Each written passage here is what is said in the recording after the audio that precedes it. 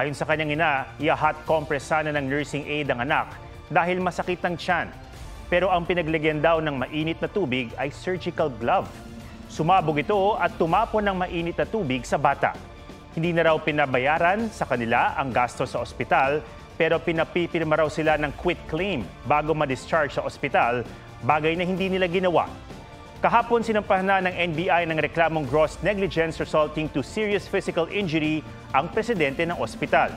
Sinubukan ng GMA Integrated News na kunin ang pahanig o yung pahayag ang mga kawini ng ospital pero tungkol dito. Pero ayon sa isa naming nakausap sa landline ng ospital, hindi daw sila makapagbibigay ng pahayag sa ngayon.